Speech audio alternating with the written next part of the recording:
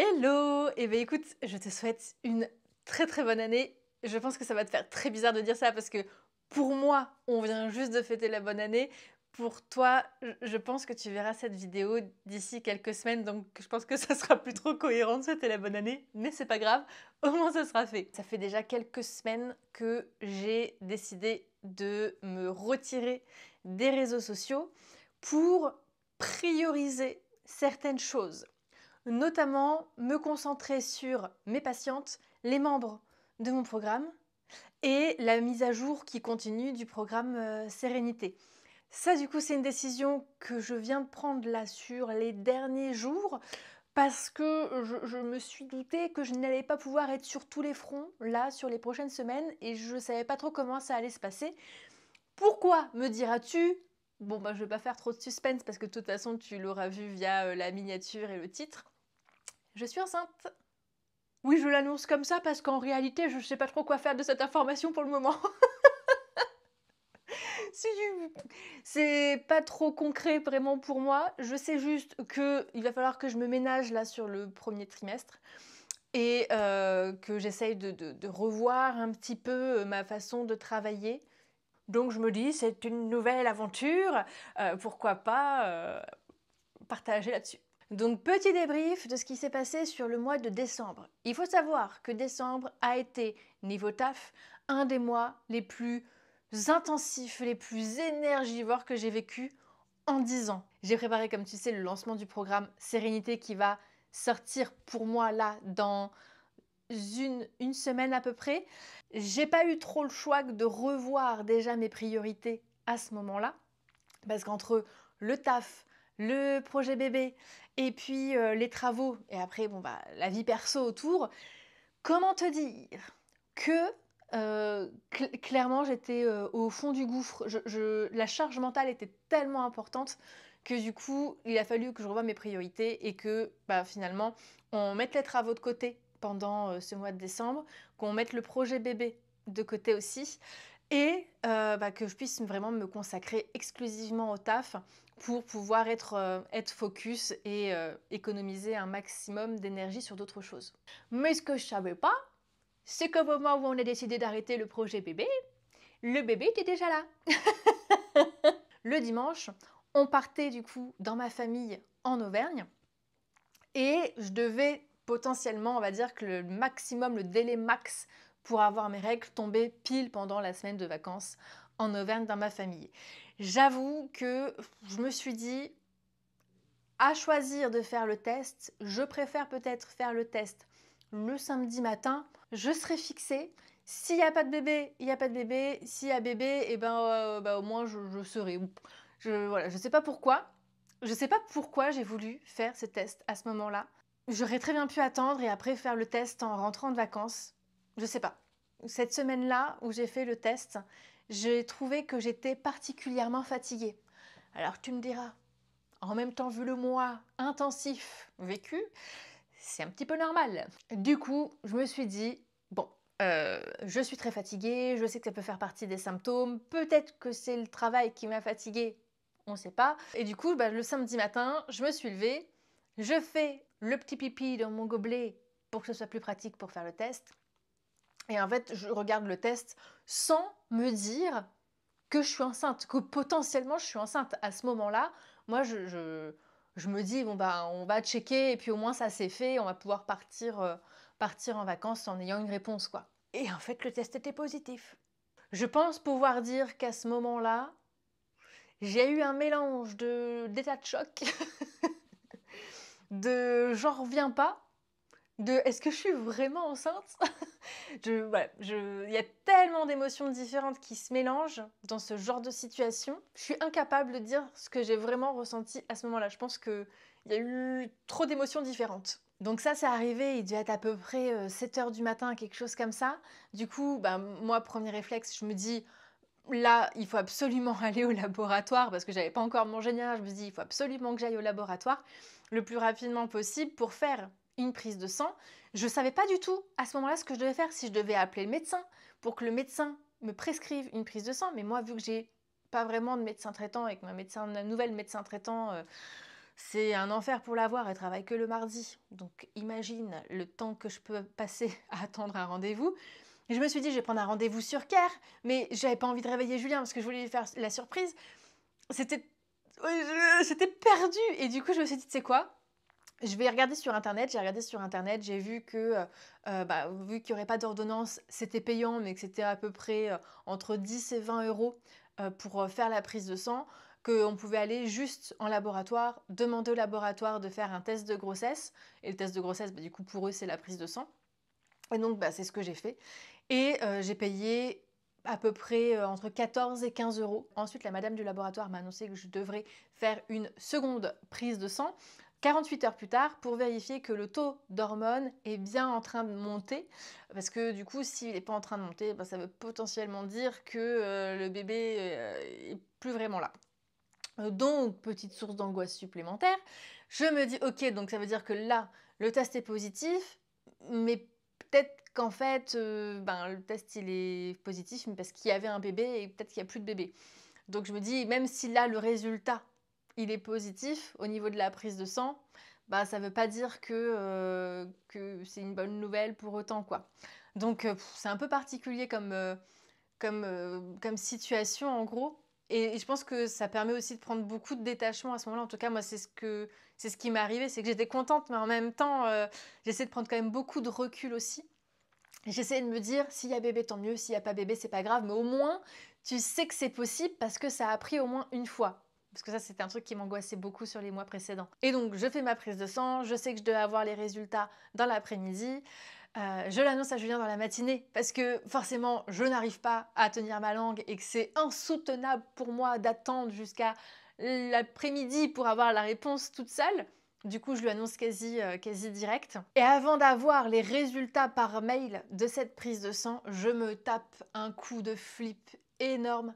Pourquoi? Parce qu'en fait, je vais avoir des énormes crampes au niveau du bas-ventre, exactement comme les crampes que je vais avoir quand je vais avoir mes règles, en fait.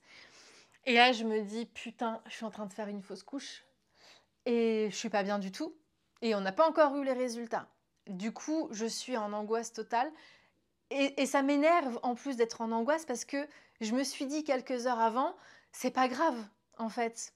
Et je me suis dit, lâche prise, prends du recul, tout ça. Mais en fait, à partir de ce moment-là, je me rends compte que j'aurais beau à chaque fois me dire, prends du recul, c'est fini. C'est-à-dire qu'à partir de là, je me dis, je vais m'inquiéter tout le temps de ce qui peut éventuellement se passer, même quand je vais me dire que non, non, mais on va pas s'inquiéter, t'inquiète pas. Ah si, on va s'inquiéter justement parce que c'est plus fort que toi. Heureusement, peut-être une demi-heure après cette grosse crise d'angoisse que je suis en train de me taper, je reçois par mail les résultats sont positifs, donc au moins là, ça me rassure parce que je me dis, bon il y a peu de chances que je sois en vrai en train de faire une fausse couche là, maintenant, tout de suite, sachant qu'en plus avec mes innombrables allers-retours que j'ai fait aux toilettes pour vérifier, il n'y avait rien de particulier à l'horizon. Et donc on est parti récupérer un second test de grossesse à la pharmacie qui était numérique cette fois-ci pour avoir à peu près le timing, même si on savait plus ou moins le timing avec la prise de sang. Ouais, c'était juste le petit kiff d'avoir le timing en palpable. Je sais pas comment expliquer. Et à ce moment-là, moi, le premier truc auquel je pense, c'est My God, attends, là il y a les fêtes de Noël qui arrivent.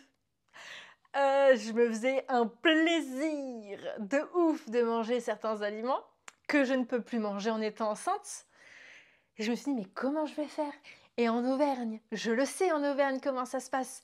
J'arrive chez les grands-parents, le Saint-Nectaire, le jambon cru, allons-y les amis. J'ai demandé à mon père en plus de me mettre de côté le jambon cru qui m'attend depuis au moins 1 an.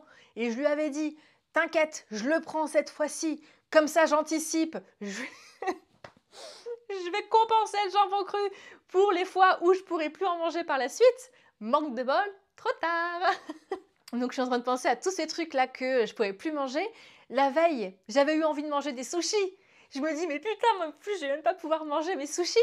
Bref, le soir, on est sortis. On avait une sortie avec un couple d'amis.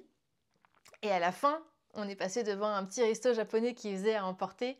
J'ai réussi à négocier et je me suis dit que là, sur la semaine qui allait arriver, j'allais me faire quelques petits jokers sans être dans l'abus. Histoire juste de pouvoir enlever toute éventuelle frustration qui arriverait à l'avenir et qui était en train de me faire un petit peu angoisser à ce moment-là.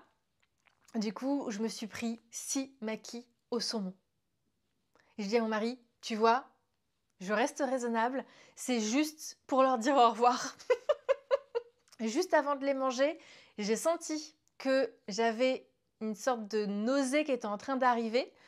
Honnêtement, je ne saurais pas dire si c'était une vraie sensation de nausée, comme ce qu'on entend en fait partout en mode quand les nausées arrivent, ça veut dire que tu as un peu faim, du coup quand tu manges, ça ira mieux. Je ne saurais pas dire si c'était le cas là, si c'était psychologique. J'ai senti en tout cas la nausée arriver, j'ai mangé, ça a été mieux, j'ai kiffé ma race, c'était trop bien. Et puis ensuite, on est parti en Auvergne. Et là, forcément, il devait se passer ce qu'il devait se passer. On me propose du Saint-Nectaire, du jambon cru, sauf que là, normalement, personne n'est au courant, que je n'ai pas clairement envie de l'annoncer tant que j'ai pas fait la seconde prise de sang, qui a lieu le lendemain. J'ai mangé 2-3 morceaux de jambon cru et j'ai essayé discrètement de refourguer les autres morceaux à mon mari. Je me suis fait griller par ma sœur. Le lundi, j'ai du coup fait ma seconde prise de sang. Encore une fois sans ordonnance. Encore une fois, j'ai payé 15 €. Et du coup, on a annoncé le 25 à ma famille que j'étais enceinte. J'ai décidé de saisir l'opportunité de pouvoir l'annoncer à Noël, en me disant que même si de toute façon le bébé venait à partir, que dans tous les cas, les personnes à qui je l'annonçais à ce moment-là, dans ce laps de temps-là, c'était des personnes qui seraient aussi au courant de l'éventuelle fausse couche et dont j'aurais besoin en fait au niveau soutien. Donc dans tous les cas, je ne me voyais pas ne pas l'annoncer à ce moment-là. Donc tout le monde a été très très content, tout ça. Moi sinon au niveau alimentaire, c'était le gros bordel parce que clairement, je savais pas du tout ce que j'avais le droit de manger ou pas. Et je me suis fait encore un petit joker sur le foie gras que j'attendais depuis longtemps, j'avoue. Et maintenant, comme dirait mon chéri, j'ai épuisé tous mes jokers pendant cette semaine de fête de fin d'année. Et pendant justement cette semaine de vacances en Auvergne, j'ai remarqué, et je pense que c'était mon premier vrai symptôme de grossesse, je sais pas, j'ai trouvé ça tellement bizarre, c'est-à-dire que quand je mangeais, j'étais très vite rassasiée. C'est-à-dire que quand je dis très vite rassasiée, c'est au bout de 2-3 bouchées d'un aliment, j'étais rassasiée, ça me faisait plus envie et j'avais envie de passer sur un autre aliment. Et pareil, au bout de 2-3 bouchées, très vite rassasiée. Et en fait, j'ai pas énormément mangé pendant cette semaine en Auvergne. Et même là encore, ça me le fait. C'est frustrant, mais sans être frustrant. C'est frustrant parce que c'est bon et que j'aimerais aller un peu plus loin, mais c'est pas frustrant parce que ça me fait plus envie vu que je suis rassasiée. Donc, je sais pas, c'est très particulier comme truc et vu que ça m'est quasiment jamais arrivé d'être rassasiée aussi vite, je pars du principe que c'est probablement du coup un symptôme de grossesse un peu chelou. Voilà, après moi il m'arrive toujours des trucs chelous de toute façon. Donc n'hésite pas à me dire toi si c'est quelque chose qui t'est arrivé aussi. Après pour le moment, pas de nausée à l'horizon. Il y a juste ce point-là un peu problématique. Niveau fatigue, ça va, j'ai quand même pu me reposer un petit peu, mais c'est vrai que là avec le lancement, c'est compliqué de dire si je suis fatiguée à cause du lancement ou à cause vraiment de la grossesse. Là, aucune idée. J'aurais plutôt tendance à dire que c'est plutôt le lancement plutôt que la grossesse. Donc voilà, je pense pour les grandes lignes là, de ce qui s'est passé pour ce mois-ci. Et puis on verra du coup ce que ça donne sur les autres mois. On se retrouve pour la fin du deuxième mois de grossesse. On n'est plus du tout sur la même ambiance. Comme tu pourras le constater, je suis au bout de ma life. Vraiment. Là, on pourrait penser qu'on est le matin. On est en plein milieu de l'après-midi. Je suis actuellement dans une phase où je me demande dans quoi je me suis embarquée. Pourquoi je me dis la vie est déjà assez compliquée comme ça. Ah, j'en peux plus. Au niveau des symptômes, actuellement, nous sommes sur une fatigue plus. C'est-à-dire que la période, tu vois, de l'année dernière, où je me levais à 5 h du mat et où je bossais de ouf toute la journée jusqu'à 18-19 h, parfois même plus, pouh, on est foufou. Déjà, si j'arrive à me lever pour mes consultations de 10 heures, c'est déjà une victoire. Et il faut savoir qu'à partir de 14 h, 15 h, je suis out. C'est-à-dire que c'est trop compliqué pour moi de bosser à partir de cette heure-là. Donc quand j'ai pas de consulte, j'en profite pour me reposer, pour bosser éventuellement dans le lit. Je crois que mon lit ce mois-ci est devenu mon meilleur ami. Et puis sinon, ben, je subis. Voilà. Sinon, histoire de faire un bilan global, sur les 2 premières semaines, mon rassasiement, il était assez rapide, mais ça n'a pas duré plus de 2 semaines. Maintenant, ça va mieux. J'arrive à manger plus au niveau des quantités. Par contre, j'ai un truc. Les nausées. J'ai quasiment les nausées H24. J'avais déjà su à l'époque que les nausées, c'était pas forcément que matinal. Mais moi, j'espérais bêtement que les nausées allaient être que matinales. J'espérais bêtement que, par rapport à tout ce qu'on nous dit autour, que j'allais avoir des nausées parce que j'allais avoir un début de sensation de faim, que j'allais manger, que ça allait passer. Que nenni. Moi, j'ai toujours des trucs qui n'arrivent pas aux autres. Moi, j'ai des nausées une fois seulement que j'ai mangé. Peu importe la quantité. Même pour une bouchée, je vais avoir la nausée tout pareil que si j'en ai mangé 10 ou 20. Voilà. Donc, à partir du moment où je mange, je passe après plusieurs heures avec la nausée. Donc, généralement, quand j'ai pas faim le matin, j'ai un petit peu de chance. Je peux être en forme jusqu'à 13-14 heures pour la fin, généralement, des consultations du matin. Sauf qu'après, je passe toute l'après-midi dans le mal. Mais j'ai découvert que le chewing-gum à la menthe, ça pouvait aider. C'est pas miraculeux, mais ça soulage un petit peu. Ensuite, on va avoir la constipation. Plus la constipation. Je crois que Bon, tu connais tout de ma vie maintenant, hein, mais j'ai envie de dire, de toute façon, quand tu fais une vidéo sur la grossesse, il ne faut pas trop compter sur son intimité.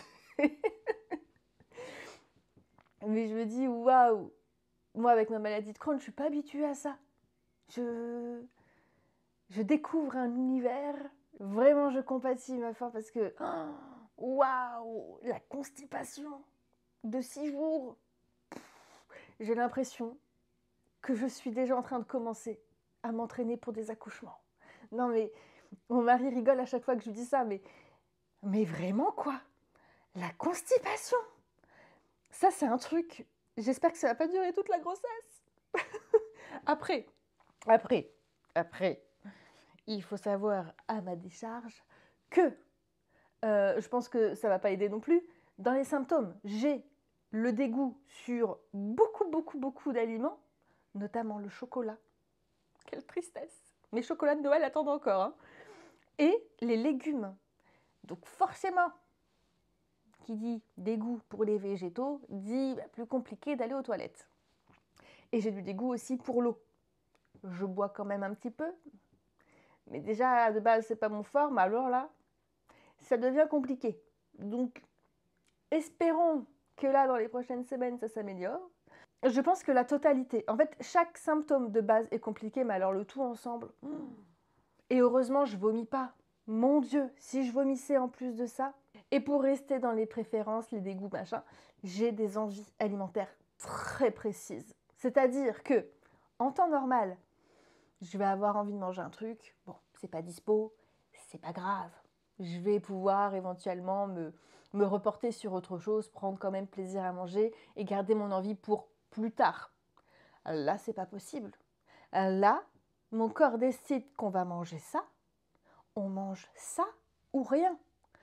Il n'y a pas de demi-mesure là. Et c'est vraiment pas psychologique. C'est-à-dire que là, voilà, c'est plus fort que moi. C'est-à-dire que si je m'apprête à manger autre chose, donc pour le moment, j'ai eu pas mal de chance d'avoir un mari conciliant.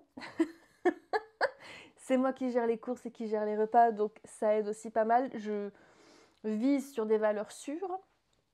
Mais donc sinon, pour le côté un peu plus médical, j'ai eu rendez-vous avec le gynéco. Mon premier rendez-vous du coup chez le gynéco parce que j'avais pas encore eu le temps de prendre rendez-vous et le rendez-vous a été assez éloigné, j'avoue, parce que avec le lancement, comment te dire que j'avais d'autres chats à fouetter à ce moment-là, ma priorité était totalement ailleurs. Je ne pouvais pas être partout, donc j'ai priorisé le lancement avant de m'occuper de la grossesse, du début de grossesse. Donc j'ai fait mon premier rendez-vous avec l'écho de datation. Donc l'écho de datation, il me semble que c'est à partir de 6 semaines qu'on peut pouvoir la faire. Par contre, accroche-toi parce que si jamais tu es pudique, il faut savoir que cette écho de datation, c'est une écho vaginale. C'est-à-dire qu'on passe par le vagin pour pouvoir te faire l'écho de datation. Elle n'est pas obligatoire, cette écho. Donc, bon, si c'est un truc qui te met mal à l'aise, pars sur les échos de base de chaque trimestre. Je pense que ça fera l'affaire. Bon, moi, j'avoue que j'avais quand même envie de faire cette écho de datation parce qu'il y a un petit truc sympa, c'est la première fois qu'on voit le bébé et tout. Donc, trop chouette. Mais du coup, moi qui suis quand même assez pudique, je me suis retrouvée cul nu devant le gynéco-homme que je ne connais pas trop parce que je l'avais vu juste une fois avant parce que je recherchais un nouveau gynéco. Et puis devant mon mari, quoi. Donc, je me suis retrouvée à poil devant deux mecs dans une circonstance qui... Non, honnêtement, c'était hyper malaisant. Surtout que moi, je m'attendais à ce qu'il y ait un petit peu de pudeur, tu vois, qu'on me mette un petit drap. Je me suis cru dans un film. Qu'on me mette un petit drap, tu vois, pour cacher ma nénette. Ah non, non, non, non, on laisse la nénette à l'air, pas de pudeur. Bah, et bah... Heureusement, les prochaines échos ne seront pas pareilles. D'ailleurs, point important à savoir, moi j'étais persuadée, parce que je l'avais vu dans des films, que pour faire une écho, il fallait boire au moins 1 litre d'eau, je crois. Bon, le gynéco m'a dit que ça c'était plus le cas, voilà, qu'il n'y avait plus besoin maintenant de boire et de boire des litres d'eau pour pouvoir faire une écho, que ça posait aucun souci. Bon, et ben, grand bien me fasse, au moins ça me fait une problématique en moins. J'ai aussi appris un truc durant cette séance, c'est que on va tout le temps te parler, si jamais toi tu vis ça aussi, en semaine aménorrhée. Mais moi j'ai vu ça là sur le premier mois, je me suis dit mais qu'est-ce que ça... Pourquoi? Moi j'ai la date de potentielle grossesse. Pourquoi on parle en semaine aménorrhée? On peut me parler en semaine normale en fait. Sauf que vu qu'on n'est pas trop censé savoir exactement la période de conception, et ben du coup ils partent sur le premier jour de tes dernières règles, ce qui fait que par exemple moi il va y avoir 2 semaines d'écart. Au niveau de cette écho du coup c'était extrêmement bizarre. J'en avais déjà parlé un petit peu avec mon mari avant de savoir si je réalisais la grossesse, tout ça. Et il m'avait dit, tu verras quand on fera la première écho, que tu vas l'entendre pour la première fois. Et moi, je m'étais dit, non, je pense vraiment même pas qu'à ce moment-là, je vais capter. Et en effet, j'étais plus en état de choc. Tu vois, de me dire, waouh, c'est trop bizarre. C'est extrêmement étrange de savoir qu'il y a un petit truc qui est en train de vivre là, dans ton corps, qui est un petit cœur qui est en train de battre. Enfin ouais, voilà. Je suis restée comme une con devant l'écran, d'ailleurs Julien aussi, en mode waouh. Et il y a un truc hyper culpabilisant à ce moment-là, c'est que tu te dis, je pense qu'on attend de moi une autre réaction. Je pense qu'on... le gynéco n'a pas arrêté de nous dire félicitations, félicitations, félicitations. Et j'étais en train de me dire, oui. Je me suis dit, il va croire qu'en fait on voulait pas de ce bébé quoi, à force. Mais c'est tellement, je sais pas, tellement surnaturel pour moi à ce moment-là que je me dis waouh. Enfin, bref, je ne sais pas, absolument pas comment réagir. Je pense que on n'est pas sur un état de sidération, mais pas loin quoi, en train de se dire ouais c'est chouette quoi, c'est rigolo. Le cerveau il a du mal à faire le lien en fait. Bon après sinon le rendez-vous il a duré que 15 minutes, ça a été extrêmement rapide, ça a été essentiellement administratif. C'est là que le gynéco du coup m'a prescrit la prise de sang pour vérifier la toxo. Parce que oui, en effet, je n'avais toujours pas vérifié si j'étais immunisée contre la toxo. On a pris rendez-vous pour l'écho de premier trimestre et on a du coup parlé de la date potentielle de début de grossesse pour après avoir une date potentielle d'accouchement. Sauf que moi, je suis assez carrée, donc il m'annonce une date de grossesse, de début de conception. Je sais quel est le jour de la conception. Et du coup, je me suis dit, je vais rectifier. Du coup, je rectifie. Sauf qu'en fait, en rectifiant, ça a changé de 4 jours, 3-4 jours. La date que le gynéco m'avait annoncée, lui, elle était plus tard, la date. Moi, je pense pas à mal, tu vois. Et en fait, quelques jours plus tard, on regarde un reportage avec Julien. Nous, on souhaiterait, enfin, je souhaiterais principalement éviter d'être déclenchée. Et du coup, j'ai appris, du coup, en regardant ce reportage, que c'était un petit peu bébête, quoi, d'avoir changé la date et d'avoir rectifié la date, parce qu'en fait, j'aurais pu grader quand même 3-4 jours. Donc, un peu le seum. J'ai eu rendez-vous ensuite avec la sage-femme, qui est une sage-femme qui m'a été recommandée un peu de partout, en vrai. Elle est assez réputée, j'ai l'impression. Et là, du coup, ça s'est plutôt bien passé. Là, ça a duré plus longtemps que 15 minutes. On est parti plus sur 1 heure. C'était quand même assez administratif aussi. Mais je sentais que c'était un peu mieux, en fait, qu'avec le gynéco d'un point de vue, je sais pas comment dire, d'un point de vue suivi, je sais pas. Et là, elle a proposé de faire une petite écho encore supplémentaire. Je crois que ça faisait 2 semaines entre les 2 rendez-vous, entre le gynéco et la sage-femme. Du coup, c'était plutôt cool, sachant que je crois que toutes les sages-femmes ne font pas ça et que là, c'est parce qu'elle a justement un petit appareil qui n'est pas d'hyper bonne qualité, mais un petit appareil justement d'écho à l'ancienne qui permet de pouvoir faire une sorte d'écho. Je crois qu'on appelle ça les échos de confort. Voilà, c'est histoire de faire plaisir, de voir un petit peu comment ça se passe, de checker que tout va bien encore une fois. Donc c'est grandement appréciable et j'espère qu'elle va me proposer ça à chaque fois. La sage-femme du coup m'a prescrit le fait de refaire une prise de sang pour vérifier mon groupe sanguin, parce qu'il fallait que je refasse apparemment ma carte. J'avais déjà une carte, mais apparemment ça ne convenait pas, elle était trop ancienne, donc il fallait refaire ça. Et j'avais une prise de sang aussi à faire pour voir les risques concernant la trisomie 21. Et puis, il y a eu le grand sujet. J'ai demandé un petit peu comment ça se passait pour la suite. Donc, je sais que les séances vont durer à peu près 30 minutes et non 1 heure par la suite. Et que finalement, à chaque rendez-vous, il y allait avoir une pesée. Du coup, j'ai négocié. Non, en fait, je n'ai pas négocié. En gros, j'ai demandé si c'était obligatoire de se peser. Elle a dit que c'était mieux, mais que c'était pas obligatoire. Du coup, je lui ai dit que je préférais ne pas me peser. Parce que avant la grossesse, mon rapport au corps était hyper touchy. Et je sens que là, je pensais pas, hein, mais je sens que mon rapport au corps est pas du tout apaisé en ce moment. Et je sens que ça me stresse beaucoup.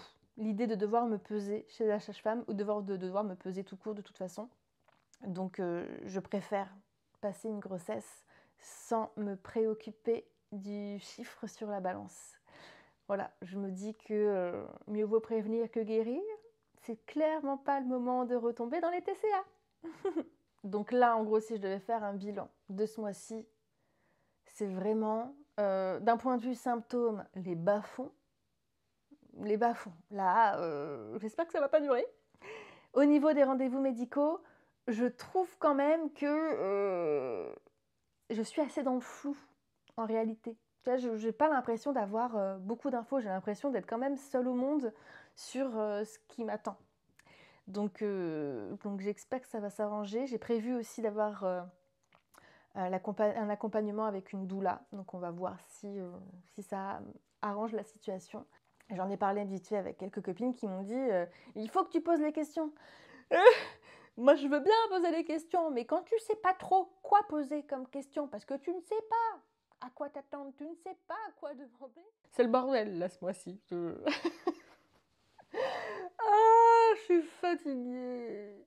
Bon, eh ben, on se retrouve pour la 3e partie et le débrief du 3e mois. On croise les doigts très très fort pour que je sois pas dans le même état. On se retrouve à présent pour le débrief du 3e mois de grossesse. Donc déjà, comme tu peux le voir, je ne suis pas dans mon lit.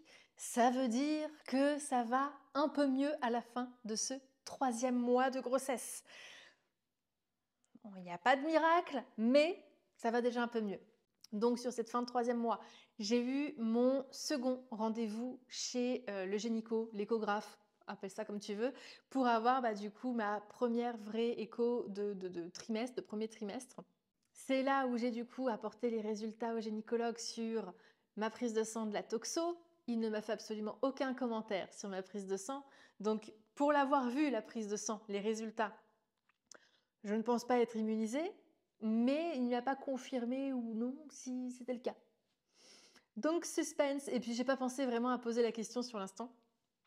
J'ai l'impression que ces moments médicaux sont un petit peu hors du temps pour moi. C'est très très bizarre à expliquer.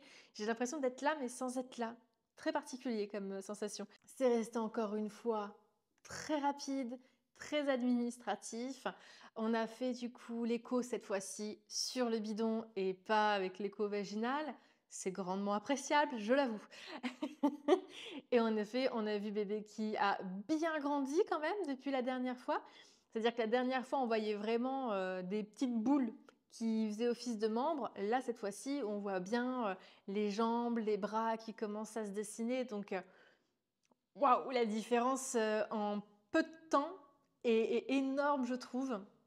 On avait la possibilité, durant cette échographie, de connaître le sexe. Déjà. Moi, ça m'a choquée. Je pensais que c'était au bout de la 2e écho et pas avant. Et là, il nous a dit est-ce que vous voulez connaître le sexe? Moi, je m'attendais tellement pas à ce que ce soit connaissable dans l'instant que je lui dis oui, on aimerait bien connaître le sexe. Et il dit parce que là, déjà, je peux vous le dire. Ah Et du coup, je dis ok. Sauf que moi, j'avais oublié que on s'était dit que pour le sexe, pour l'annonce du sexe, qu'on ne se laisserait pas annoncer le sexe par le gynéco, mais qu'on lui ferait entourer, on va dire, fille ou garçon, qu'il le mettrait dans une enveloppe et que nous, on se ferait un petit repas en amoureux et que là, on se ferait le reveal pendant un repas romantique, quoi, pour le faire vraiment entre nous deux sur sur un truc un peu plus cocooning que dans la salle du gynéco, dans un environnement où je suis un petit peu mi-figue, mi-raisin dans ce genre de situation, tu vois. Et du coup, j'ai complètement zappé ça m'a pris de court. Et du coup, moi, j'étais partie pour avoir le sexe, quoi. Et je crois que Julien aussi. Et il y a juste ce truc où je me suis dit, il m'a dit, voilà, par contre, ça sera pas une certitude à 100%, on saura vraiment plus à la 2e écho. Et en fait, le fait qu'ils me disent qu'on n'était pas sûr sur cette écho-là, on a reposé la question, et du coup, est-ce que je vous donne le sexe? Et du coup, je lui ai été là, oui, non, non, non, non, non. Moi, je veux être sûre. Je veux pas de montagne russe ou quoi que ce soit. Parce que, ça c'est un grand sujet aussi, je sais qu'il y a certaines personnes qui s'en fichent, filles ou garçons. Moi, j'ai été conditionnée toute ma vie au fait que j'allais avoir une fille.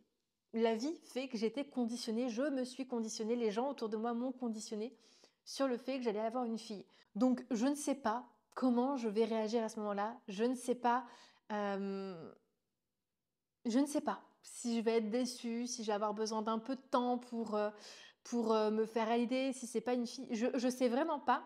Et du coup, tu vois, j'ai pas envie qu'on me dise c'est une fille, et puis après c'est un garçon, qu'on me dise c'est un garçon, et puis en fait après c'est une fille. Je préfère me dire, je me ménage au maximum, sachant qu'émotionnellement, je t'en parlerai, mais c'est chaud. Donc, je me suis dit, non, non, on va faire les choses correctement, on va attendre d'être sûr. Je vais essayer de ménager au maximum mes émotions, de prendre soin de moi comme je peux. Après, j'ai eu mon premier rendez-vous avec la doula. Donc, la doula, c'est vrai que j'ai pas expliqué, je crois, la dernière fois que j'en ai parlé, ce que c'était. Parce que je sais pas si tu connais. Moi, quand j'en ai parlé à mon père, j'ai l'impression que je lui parlais d'un truc en mode perché de chez perché. En fait, une doula, c'est comme une accompagnatrice à la naissance. Je vois ça un peu comme une sage-femme, sauf que ce n'est pas une profession médicale, c'est pas une professionnelle de santé. C'est plus ouais, une accompagnatrice, une personne qui est là, qui a déjà accompagné d'autres femmes, qui a eu une formation pour t'accompagner à la naissance, pour t'aider à construire ton projet de naissance. Enfin, bref, qui t'accompagne pour t'écouter, pour te soutenir, pour, t'aiguiller s'il y a besoin et en vrai, la séance, elle a duré 1h30 et je sais pas si elles vont toutes durer 1h30, mais c'était fortement appréciable. J'ai vraiment eu la sensation d'avoir plus de matière qu'avec le rendez-vous chez le gynéco ou avec la sage-femme. Après, la différence était aussi dans le fait que la doula m'a clairement demandé ce que j'attendais d'elle et ce que j'attendais de l'accompagnement, comment je voyais ça. Et je lui expliquais en fait mon désarroi. Alors peut-être que le mot est un peu fort, mais le flou dans lequel je me retrouvais et que je me disais, bah voilà, en fait, on me dit de poser des questions aux professionnels de santé, sauf qu'en fait, moi, je sais pas le genre de questions que je dois poser. Donc, si je vais pas chercher sur internet, si, bah, et même sur internet, j'ai même cherché des listes, des checklists sur internet de choses que je devais faire dans l'ordre, mais t'as pas énormément de choses, quoi. Donc, je lui ai dit: «Mais en fait, ce que j'attends, c'est qu'on puisse aussi, me donner un max d'infos, que je puisse, prendre des notes et justement peut-être après, ça va déboucher sur des questions et on va pouvoir après aller à plus loin et approfondir. Mais là, c'est tellement l'inconnu pour moi que je suis incapable de demander, de soutirer des informations. C'est pas possible, je peux pas penser à ce genre de choses, j'ai jamais vécu ça.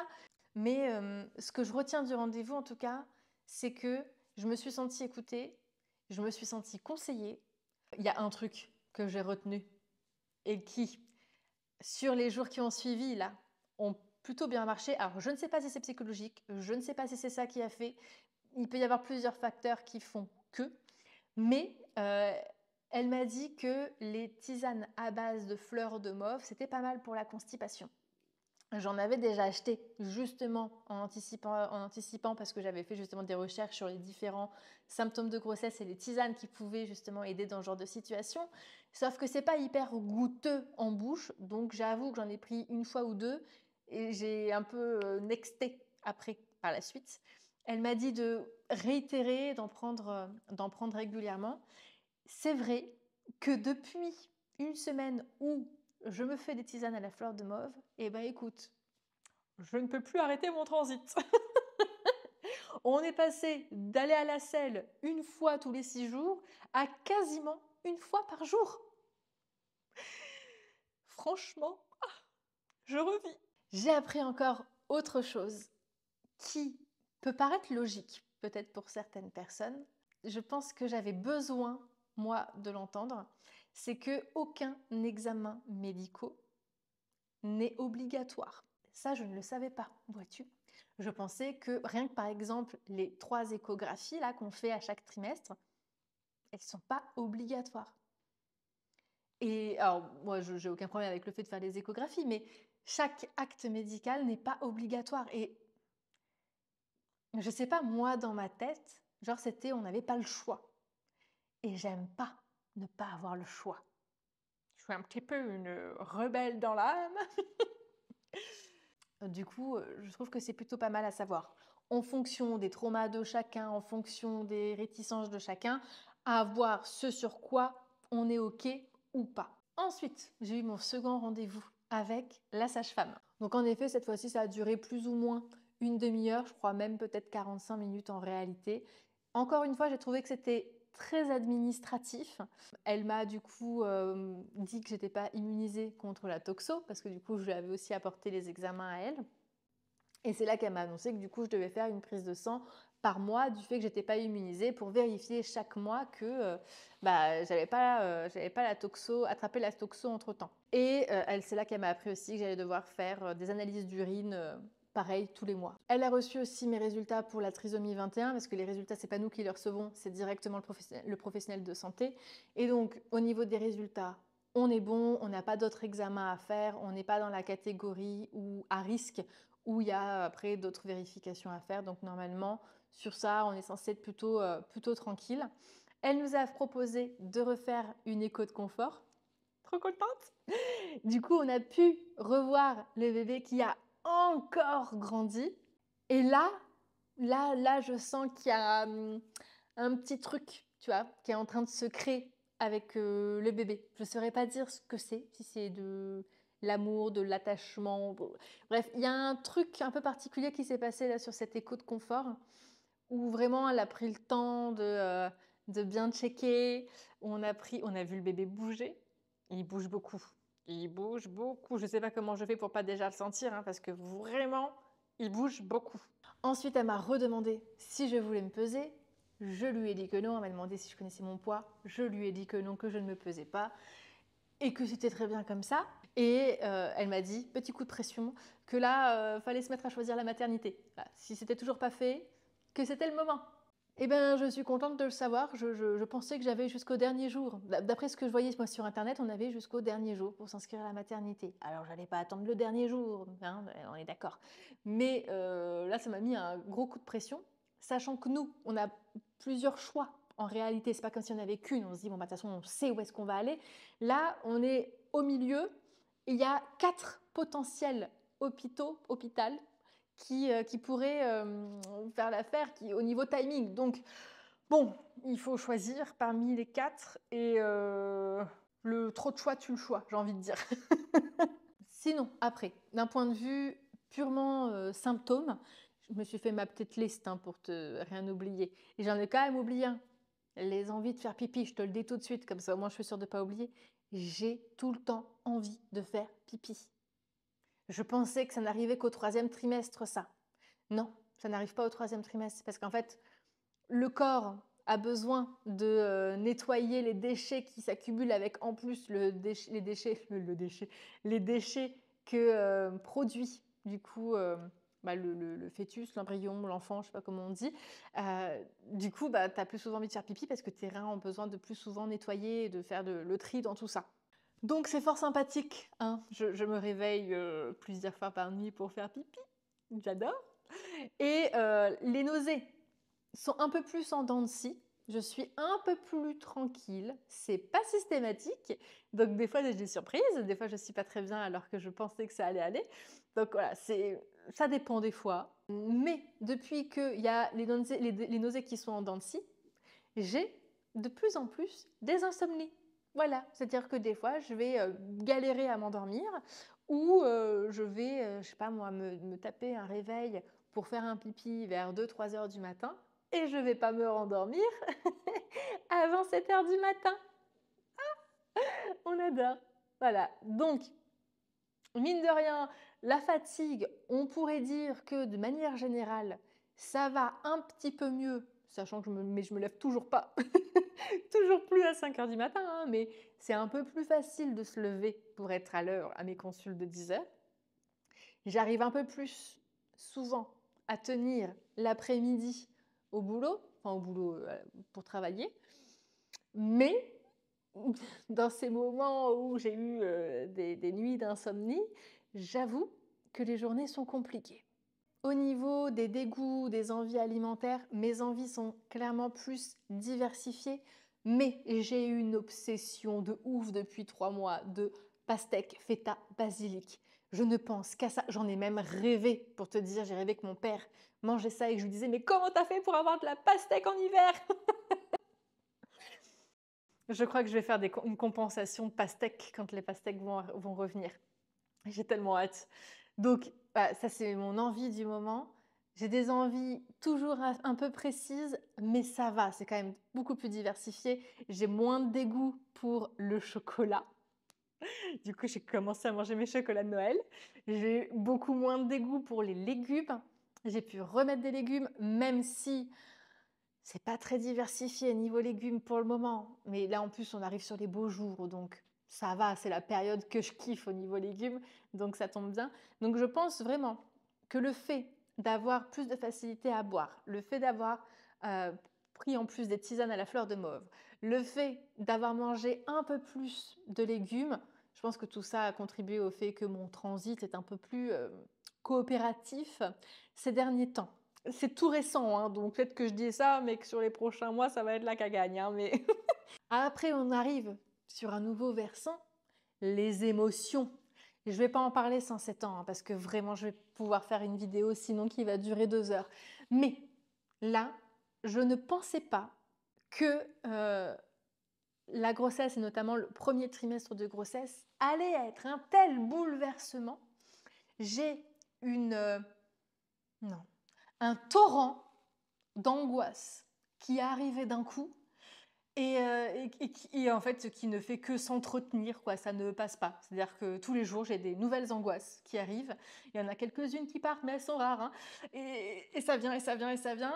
C'est très compliqué à gérer, sachant qu'en plus, ma réaction inconsciente lorsque je fais face à la peur, c'est d'être dans le combat, dans l'agressivité. Comment te dire que Julien me trouve très agressive depuis quelques mois?